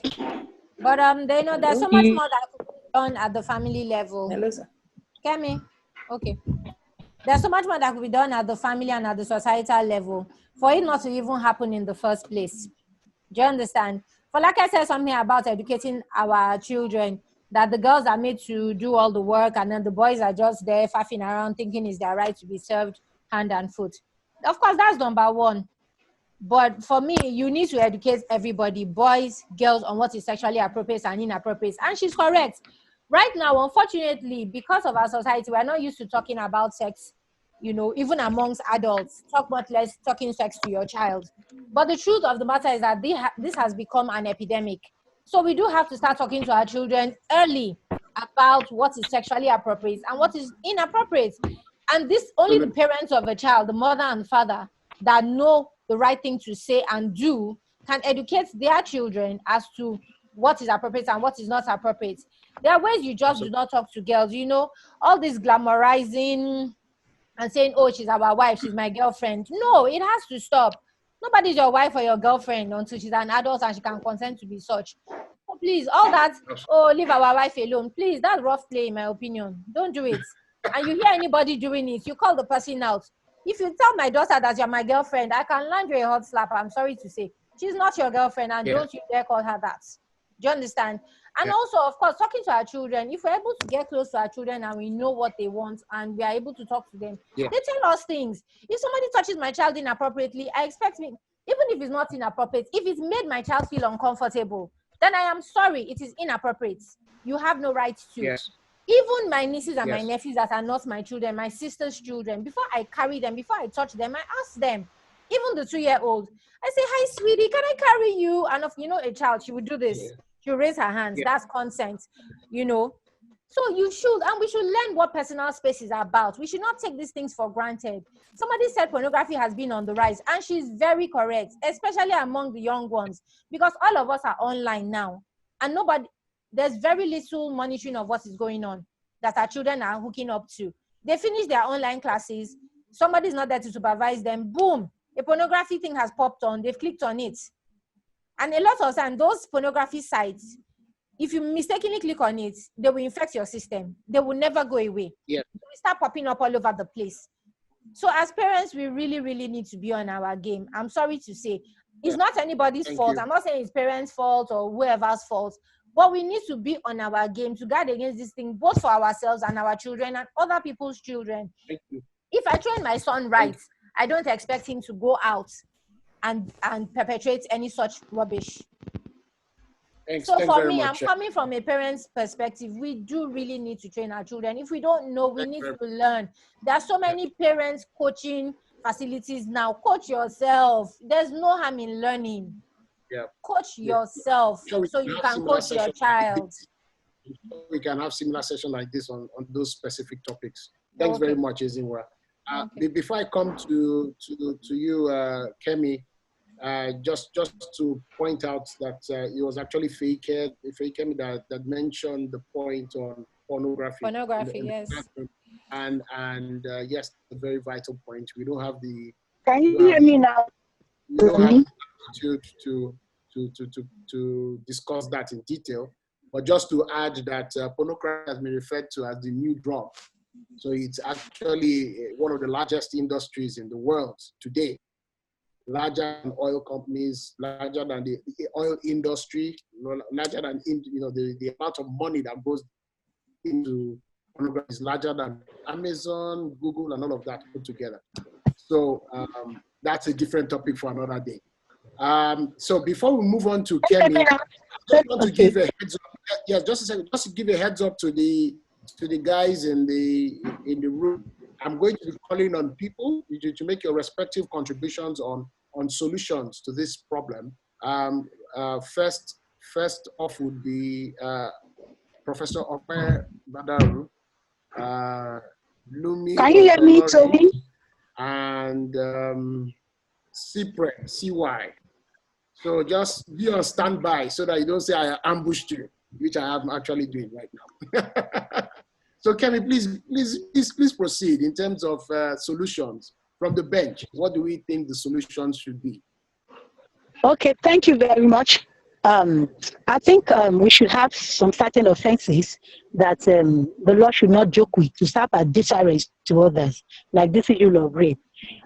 Practically educating even the litigants and the victims many a times go a long way, because I realize that when they come forward, particularly when they come to court to tell them that they've been begged, they've been paid and things like that, to make them understand the import of what they are trying to do. So I think that, let me say, part of the responsibility of some of these NGOs and FIDA should be done. Educating, families of why there should be a need for justice sector. Then two, we don't have any that caters for the psychological of even people. At that I've realized, maybe one of the cases that I've handled, saying that even because as children, particularly some years back, the boy had been molested from as early as I think 4 years by the mother's mother was a tailor, so the apprentice they go to bait him and things like that. Usually, molest him and all. Stop thinking that every woman should be available for him. So I think psychologically. So when I sentence on to send him to so that it can be, and his ideology change. So I think we need that. Then the third thing is that we need to have this DNA set up in order to get convictions where, semen taken from the vagina are checked with that of the defendant so that it will aid. Then lastly is on the part of the lawyers. We are ministers working in this temple of justice, not just for the sake of money. When these are offenses against persons, against humanity, that is the way I will put it. It's not every case that you come to court and say your client is not guilty and you want to work on the technology of the law and all. At times things like this, we know the gravity of these offenses. If they've committed this crime, allow them to plead guilty so that even the victim can, at the same time have some form of closure on their cases. When they plead guilty, of course, you can mitigate in the area of allocutors. So that's it. And the most important thing that we cannot overemphasize is training of our children, training of the young adults, training at every aspects in area of life. It's very important. A child that is well brought up from home will not go outside to rape somebody else's child. So that training cannot be overemphasized. Thank you very much. Thank you. Excellent submission. We expected no less. So before we now move on to the floor, just to let everyone know that we're now drawing to a close gradually. So please feel free to, or rather, we actually invite you to give us your feedback on this session, aspects you'd have liked, aspects you enjoyed, aspects you want to see in future sessions, different topics you'd like to see going forward, what could have been done better here, and what went well, etc. So just brief points in the chat room, if you please. So moving on straight to our only, no, not our only prof, our first prof, right? So we are now having additional professors. This is an amazing class. Okay, you have the floor. What are your thoughts, solutions? Can you hear me? Yes, we can. Oh, yeah. Loud and clear. Nice to see everybody. It's nice to be here. It's been a very productive session. And when we talk about, I'll just talk about solutions, right? Yes. I'm glad that many of us have touched on it, even though I think that it would have been better for us in some ways to now see that solutions come in different ways. So we've talked about the preventive solutions, then you talk about, and that's when people, we've talked about how you need to, there needs to be a kind of reorientation in the society. I have to say that men, not generally in Nigeria, but overall, men and boys tend to be raised with an entitlement mentality, which says that you are entitled to a woman's body. That's why you rape even so. That's one of the things that we need to actually, harp on, even as parents in the home. That is one. So preventive, I think we've really talked about a lot of things about education. There's also when you now move from preventive, if the act actually occurs, I think one of the things that we lack and we need to, and I would encourage people like Rita and those who are non-profit, because this has to come from a non-profit advocacy angle, is the fact that we don't usually prosecute. And the prosecution is not, before we even get to the police. I'll give you an example. For here, we have, we call them SANE nurses, sexual assault nurse examiners. So that when somebody is, and we have rape kits. Actually, here in Texas, we have a backlog of our rape kits, because when you're assaulted and you go to the hospital, there should be a SANE nurse. They are there. They liaise with shelters and they collect the evidence. Because one of the reasons why we have such a low conviction rate is the fact that we don't have adequate evidence. So and I think this is what I think the advocacy for us to have nurses and doctors. Nurses are fine because maybe they do have trained sexual to examine for sexual assault. They can collect the evidence and keep it in the rape kits. We have rape kits. We have a backlog. Even here, we have a backlog of rape. But the problem is that it's still there. That's the good thing. Now we get to the point where we are able to examine those rape kits, then we collect them. That's why you see that somebody we have raped, they are walking around for 3-4 years, no problem. We'll come back to you, we'll still get to you. So that is one thing I think, that is one thing we should start advocating for, how they can properly collect the evidence. Prosecution, of course, obviously we've talked about training of the police, but I think one thing that we need to, we've talked about preventive, how to get the evidence, then prosecution. there needs to be kind of a revamp of the laws in such a way that there's always, like you say, a re-victimization of victims on trial. So there should be I don't know how we can do this. Would have to be a legislative initiative to make it easier, not necessarily to get innocent people guilty, but to make it easier to be able to adduce evidence to prove rape. But then there's one thing that we always forget about, and this is the fact that even when people are convicted, they go to prison. Sexual offenders, as we have found in research, is that they are the most difficult people to rehabilitate. They are always usually repeat offenders.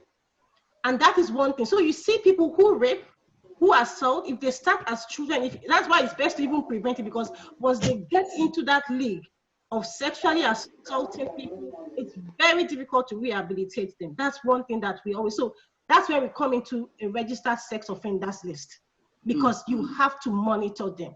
We try to rehabilitate them in prison, they come out. If that's impossible, we keep you under watch. So where I live right now, I can go online and I can tell you where all the sexual offenders around me are living. I know their houses because there's a list of them, because so these are ways that that we need to work on. I know it may be a long shot, but this is where advocacy, and we are all lawyers and we can advocate for these things. It's happening here, and this is something that can happen in Nigeria. So we need to talk about prevention, talk about getting the evidence, rehabilitation, and then monitoring them. Thank you very much, Okwe. Excellent, thank you. Lumi Otolorin. Yes, sir. Can you guys hear me? Yes, we can. Yes. So to be honest, I'm not an expert on this topic, but I think from someone like me, I think the way you raise your children is very important, how they respect women, and also how they, how they behave. I'm not an expert at all on this topic, but you guys have said everything that should be covered, and I really don't have anything additional to say, but from what Okwe has said, there are two stages of it. Preventive, which is very important. Let men understand, you have to respect women.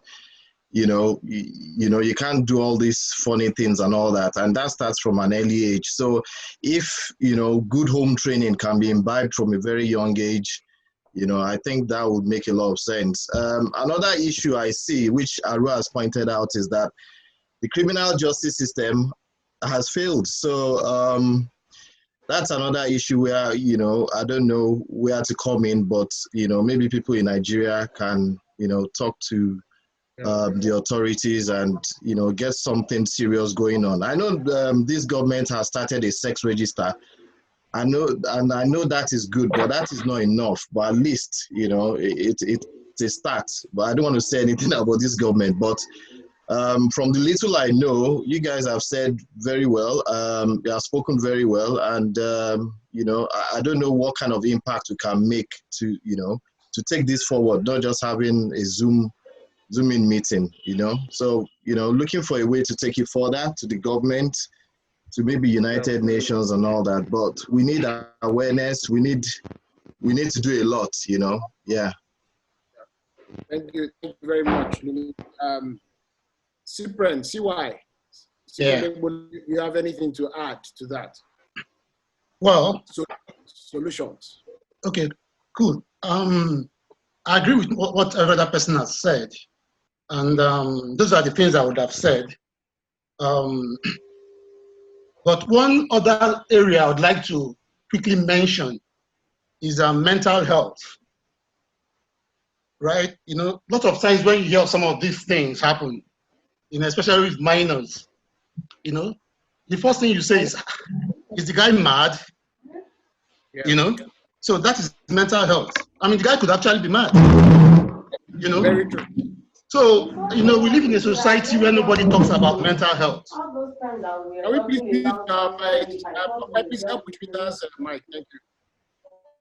Okay, right. So we live in a society where it's almost like a taboo to say you went for some form of psychoanalysis or whatever, So we shy away from these things. But I think it could also be part of the problem. And we'd have to would have to engage that aspect as well. You know, if someone has the urge to assault an infant, for instance, you know, and it's an urge that he's unable to defeat. Yes. Who does he speak to? Can he go somewhere and sit down with somebody and say, look, this is the problem I'm facing? Counseling, yes. You know, can you counsel me? You know, so that is the aspect I also like us to consider. I mean, if someone is mad and he does something, it might look so terrible, but he's mad. Yeah. You know, so such people should be able to get help. That's actually a very excellent. I'm sure that consequences. So that is my own angle. Let us address mental health issues instead of running away from it. Let us realize that it's part of the society. Lots of people go about with mental, and they're mentally imbalanced. Yes. So let us not shy away from that aspect as well. It's also part of the problem. Excellent. Thank you. Thank you. Very important point, mental health, which can't be emphasized enough in Nigeria, which is certainly not even spoken about, barely spoken about in Nigeria. Thanks for that, Cyprian. In a moment, I'll open the floor for any further contributions. Very precise contributions are welcome so that we can close our session, which has been very engaging so far. So anyone who wants to chip in at this point, please, the floor is open. Tony, I was just thinking about all these child marriage, you know, from what Ezinwa said regarding the consent part of it. That's almost rape, you know. I don't know. That's an interesting perspective, yes. I'm not sure we have the time to discuss it in detail, but yes, certainly an interesting perspective. We can take that in a subsequent session, or the team can also look at that offline. But thanks for that. I've noted that point. Yeah, thank you, Tony. Everybody has actually spoken well. Very glad that you guys were able to organize this wonderful thing. I mean, going forward, this is something that we should be doing on an ongoing basis. In terms of the whole thing, they say charity begins at home. I mean, the family starts from our home. The thing with Nigeria is that, like you said earlier on, is that so many policies, so many frameworks, but the problem has never been about policies. The problem has always been in terms of implementation. Implementing, you saying things and then doing those things that you've said. As a society, we can only get the kind of structures or system that it deserves, like I always say. Having said that, it's our country. We cannot run away from our country. We need to be the ambassadors. We need to start doing things right. It may take time, but we will get there. Again, I'm afraid I don't want this thing to look as if it's a sexual thing, a man thing or a woman thing, because here, whether it's a man or a woman, an offender is an offender and the register is there. Employers, creditors, and everybody will rely on this document or rely on this register. Yes, I understand. Lumi just shared with me recently that we now have a sexual offenders register. It's not just to have a register. It's what you do with the register. Do you refer to that register? Do you use it as a basis or as a platform to ensure that you go into businesses with people, you go into employment contract with people? So it is when we begin to do that, then we then say we have a register. It's not just to have a register on paper. We need to have a register that people can then make reference to it and actually take cognizance of whatever thing they find in that register. And that's the only way we can then say we are moving forward. Otherwise, we will continue in this wilderness. God help us. Thank you. Excellent. Thank you so much, Kingsley. Excellent. Nice and succinct. So in the absence of any other comments, any other comments can be sent offline. We'll take that. But you know, we had scheduled for 90 minutes, but I guess we were having so much fun, we ran over by 30 minutes. So it's not a bad thing. It was very useful. And for me sitting here, receiving all this information, I can't tell you just how much I've learned myself from everyone's contributions. So before we go, I don't know if there's a member of the BOT who wants to say a few words. Please remember to chip in your feedback so that we know how to improve this, how to work, get it to even better than what we've achieved today. If there's a member of the BOT, you're welcome to say a few words for a couple of minutes. Is Oludi here? Is Oludayo here? Okay. I think I didn't see her yet. You didn't see her? Okay. Okay, that's Hi, fine. Hi, Lumi. Nice to see you. Hi, Kingsley. Hi, everybody. Hi. Okay. Hello, baby. Hello. Well, nice to see you guys. Yes. You guys are looking fresh. Yeah. Hello. Look at you. Can we end this officially first? Yes, we're about to end it officially. Hello, Nika. Hello, everybody. Hi, all of you. 1,001 people, please. Hi, Josephine. Hello, Izzy. You can go in camera. Long time. Nice to meet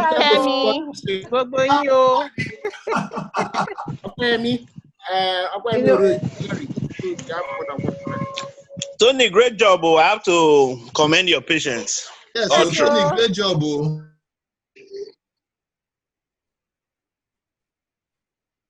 So Nike Oyalowo is going to give the closing remarks for us, please. Okay. Hello, everybody. Oh, okay. Sorry. Let me unmute. Okay, I have unmuted my. Can you hear me? Can everybody hear me? Hello. Yes, we can hear you. Okay. All right. Oh, good evening, everybody. I'm very sure that we've all learned one thing or the other from this session. This is the maiden session from the class of 2001. And the ball was set rolling rather from discussions by some members of our class in the WhatsApp group who were suggesting that instead of just talking about, Atiku and Buhari, that it's better we talk about something that will be impactful, we can all learn from, and we can educate ourselves. So I want to thank our panelists, Rita Elevare, Ezinwa, His Worship Kemi Adebo, and Mr. Gabriel Okwanyinka. And of course, this thing will not be a success without everybody that has participated and contributed robustly to this discussion. And I feel we've all learned something, and we've been maybe we'll be inspired to think of something that we can do. Mr. Wale Aro mentioned the criminal justice system. Maybe it's something that we have to talk about in subsequent editions of this kind of this lecture series or talk series or whatever we may want to call it. Thank you everybody for coming, for joining up, and we hope when we call on any one of you for future webinar sessions, you answer us and we can all participate and be better. Thank you. Thank you. Thank you. Thank you, everyone. Thank you. Okay, why is your face strong? Okay, thank you all. The meeting will now end officially. As a final question, you just have a compilation suggestions, because I see there's been a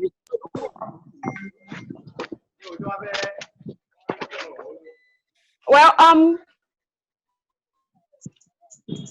some of the panelists even prepared presentations that they didn't have the opportunity of presenting.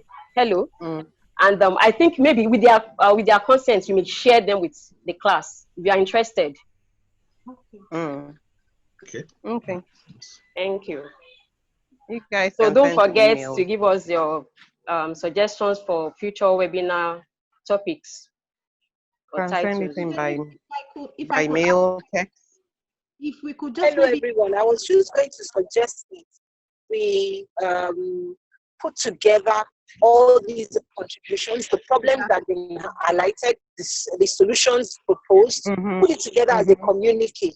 It's a position paper that we can forward to the Attorney General of Lagos State to help in the prosecution of this only Lagos State. How about all the other states?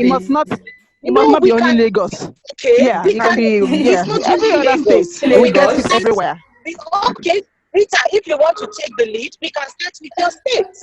Yeah, it's not all the things that you have proposed we have in place in our state. Let's have a few states that we can start with. All the things that you have proposed, we have them in place in our state, but we can see them better. Bravo, Ekiti, well done. We Ekiti is have actually leading. It's on the move. We have Rita, I'm coming to join you at Ekiti. We have the free treatment law. We have the SAC. We have periodic training. We have the GBB management that is spearheading. And I hope people are taking advantage of all those laws you're mentioning, Rita. Very well. That's why I am saying that the reason why we are here, we didn't discuss. We placed the problem on the doorstep of the police. But how about the problem that we contribute as lawyers ourselves when we not allow prosecution to take place? When we are the one who draft the affidavits for withdrawal in court, we are the one who we should actually get beyond that. All in the name of cross-examination and all that. But I think there should be a follow-up conversation because we have just dwelled on all. We have only dwelled on all what other people should do, but not what we should do as lawyers in our capacity as legal practitioners. So, gentlemen, you can see the paper that Rita had prepared. Yeah. So we will find a way of circulating it and taking the discussion beyond this Zoom meeting. I think Ezinwatu has a presentation, although she didn't remember to send it. Okay.